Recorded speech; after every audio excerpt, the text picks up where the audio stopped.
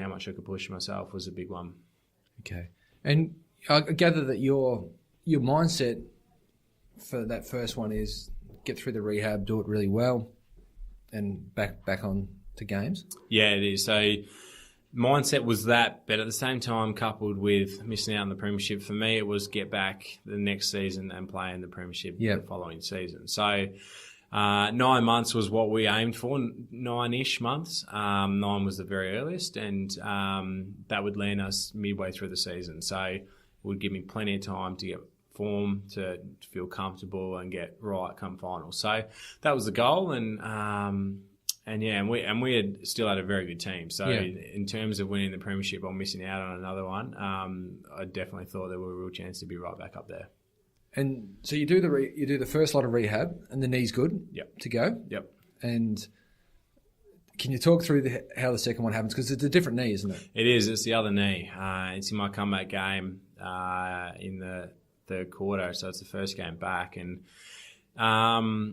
unfortunately, when you've done one knee, you're much more prone to do the other knee. Just statistically, that's how it is. And whether it's from compensation or whatnot, it's an interesting one. It certainly could probably be more researched mentally to how that actually works. But I did. I bent down for a ground ball on my left leg, went to pick up the ball, and as I picked up the ball, when my leg pivoted, my knee pivoted and tore the other ACL in what was not much of a thing, but it felt like I had a lot of contact, but I actually didn't have any.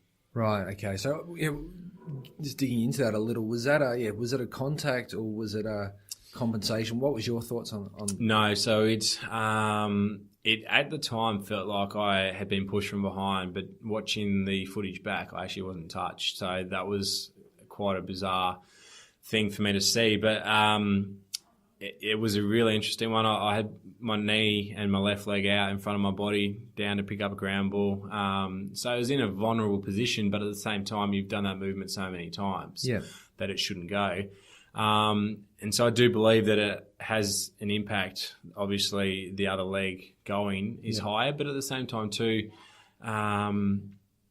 obviously wouldn't have done that movement many times in the past 9 to 12 months because you've been in the gym rehabbing yourself. So it's one of those ones that, and I'll pass on to other people too, if you can get through your first couple of games back with your knee, then you should stay back because that's the repetitions that you're getting in that you haven't had, that once you've got them in, your body's used to it, knows those movements, and it's comfortable. Yeah, okay. So, the people probably don't gain sense of just those movements that are repetitious since you're a kid. Mm-hmm. They stop for 12, 24 months and that happens.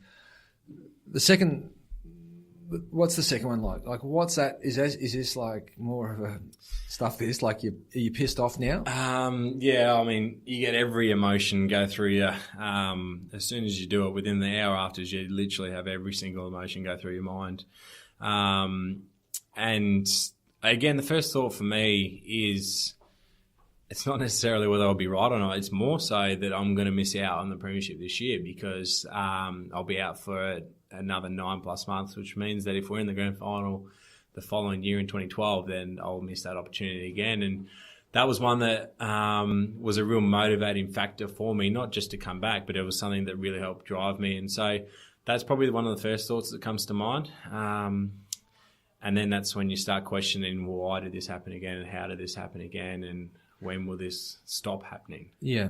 Is there at that stage? Are you thinking, is this it? Is this because 2 Ricos doesn't. A lot of people don't come back from that. No, you're right.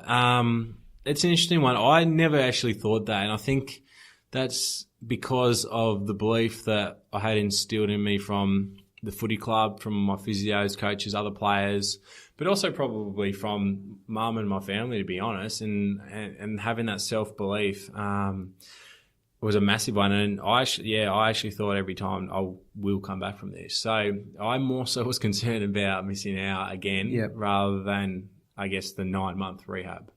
Okay.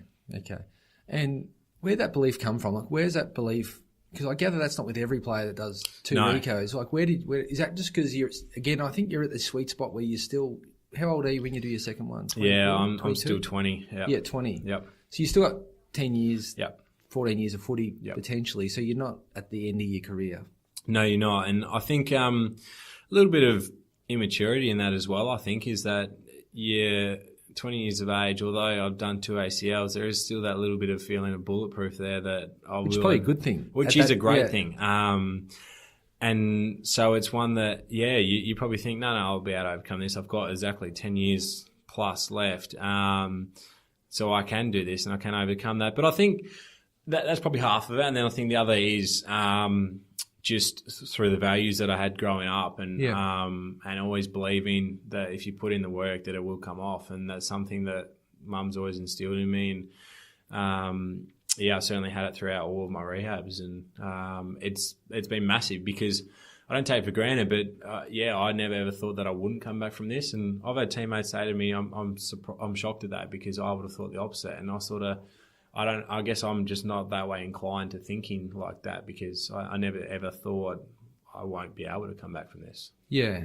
I think it's, again, I think that hard work and that want and that grit for hard work and to be okay with it then makes it a lot easier. Because if you're happy to put the work in, that doesn't rehab or whatever. Yep. But when you actually look forward to it to get the opportunity, that becomes really important. And for me, that's really important that you've got to put the hard work in just to get the opportunity. Yes, absolutely. And that becomes really relative to what you're doing. Yep. And then the third Rico was that during training? Yeah, it was. So the third Rico was a mishap at training 6 months into the rehab. 6 months in is around about when you start to move back in with the group, integrate back in, start to do off the line stuff, uncontrolled type stuff. And so we were doing some light tackling on the side. And I remember I tackled a coach and twisted and went to ground. And I remember getting up and thinking, I had a small pop in my knee, but it might just be some scar tissue. It doesn't feel too bad. I think I'm right to keep going. And then the physio was like, no, we'll just test it. I think you're fine, but we'll just test it. So tested it and walked in and he's like, mate, I don't actually know, to be honest. It's hard to tell what you've done. And I was sort of like, yeah, but nothing serious. And he's like, I don't know if I can rule that out. And that's when it sort of hit me. I was like, hang on a second, like, what has just happened? And so went and had scans, went and saw my surgeon. Even he was like, I'm not 100% sure what's happened. So then had scans and they said, all right, we'll get back to you later this arvo. So I remember it still sits with me today because my doc rang me and said, hey, mate, looked at the scans, not an ACL tear, you're in the clear. And I remember when he said that, it's just the biggest relief. You're so happy, regardless of what it is. You're so happy. And so I was up in Melbourne, did a couple of things, and then had a couple of missed calls from him. About 2 hours later, I was about to drive back to Geelong. Rang him back and I said, hey, mate, what's going on? He said, mate, I just spoke with the surgeon about half an hour ago. He said, I'm so sorry. Like, I couldn't see it, but the surgeon says that you've partially torn your ACL. Right. And we're probably going to need to do surgery and we'll go from there. And I just remember thinking, like, how, like, and you just shattered. And remember driving back to Geelong, it's the worst drive I've ever done because you're just so emotional and like you're in shock for one, but at the same time too, I remember thinking, I don't want to tell anyone. I don't want any of my teammates to know. I don't want Mum to know. I don't want any mates to know because I didn't want anyone else to feel flat because of my situation. And so it was a really difficult one, and I don't think I called anyone on the way home because you'd feel like you've let everyone down again. So that was one that was tough to comprehend. So, first of all, where does that sort of, what's in that mindset where you're there when you get the news but you're not wanting to tell anyone because you don't want them to feel flat for you, and then putting that into context is that this is your third Rico in 3 years. Like, how's that play out for you? Yeah, I mean it's a really tough one because you fight and battle with yourself over the whole situation and how it's happened and how you're going to overcome it and then but at the same time too, like you don't want to speak to anyone about it because you know how much support people have given you through this whole thing that I genuinely felt like I'd let everyone down again by getting injured again. And it sounds silly, but I do. I remember thinking maybe I can do the rehab without telling anyone. But it's amazing, yeah, what it can do to you mentally, and you don't think straight or smart at all. But that was one that we actually decided. We didn't tell my teammates for a few weeks because we wanted it to sort of, one, get our head around it, but two, subside a little bit too, so that when it come out in the media, when it come out to teammates, we were sort of a month into it and we were up and going and mentally in a better position. So that's all well and good until teammates start asking you and start saying different things like, oh, you're going really well. And then you're sitting there unbelievably frustrated about to say, I've just torn my ACL. Like, what are you talking about? Yeah. So mentally it's extremely tough. And, you're in a real spiral at that stage. And how throughout the rehab and the reconstructions, what's that relationship like with the teammates? Because again, having played a bit of footy, there's a bond you create at training and just from mates, but there's also this connection that you get when you only play. Yep. You know, those moments that you share in the heat of battle. Mm-hmm. And again, you've got 3 years where there's another 18 guys that you've actually never played with. Yeah, correct. So you haven't formed those relationships or those bonds on the field. You might know them off the field. Yep. So what was that like? Yeah, it's spot on. It's extremely difficult. It's extremely difficult for a number of reasons, and a couple of the ones that stand out are you actually never train with them or never are out in the field doing what you both love together. So that then brings a lot of frustration, but a lot of lack of understanding as well. So you're doing your rehab off to the side. They're obviously training as a group. So you actually do a lot of things in isolation. And so I remember being frustrated at times with teammates because I thought they have no idea what I'm going through.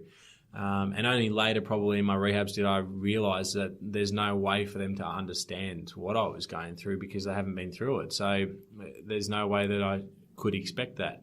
And you're at that stage, you're sort of wanting them to actually get a feel for actually what this is like. Yeah, I think when you're really struggling and depressed, you're probably thinking that their life's so good and so easy that they don't realise how good it is, and that's more so, I guess, the struggles in yourself, that the reason why you're thinking that, and so I did battle with that at times, and I remember speaking with a couple of mates about this who weren't at the club, and I said to them who'd done ACLs, I said, when do you struggle with your knees? And they said, occasionally Tuesday, Thursday nights when the boys are training, and on the weekend, if I go out and watch them play, then I'll be a little bit flat. I'm like, oh, is that it? They're like, yeah, no, I'm all good during the week at work. And I'm like, yeah, interesting. I'm like, I struggle every single day because my work is... That's it. It's all day. So I'm reminded every single day, whether I'm at the club or whether I go to the supermarket and someone comes up to me and asks me about my knee, I'm reminded every single day and can't escape the fact that I can't do what I want to do. And so that is the biggest challenge in itself because there is no escape and no mental escape from that. And I guess when you have multiple setback after setback, that's when it just keeps driving that home. And it's one that I certainly got a lot better as I went through my rehabs and learned so much about myself and why I thought the way I did and why I struggled the way I did. But it's one that you can't prepare yourself for. And what were some of those things that you learnt, Menz, in terms of that, when you did get down, when you did start to feel really frustrated or lonely? Like, what were some of the, I know the first time we met was that you were coaching the under 14s at Newtown to give yourself that diversity and time away from the club. Things like that. What else was sort of taking place? Yeah, that was massive. I think I spoke with a lot of different people, but probably didn't really put myself out there, especially in my first couple of rehabs. And I remember a couple of reasons for that was, one,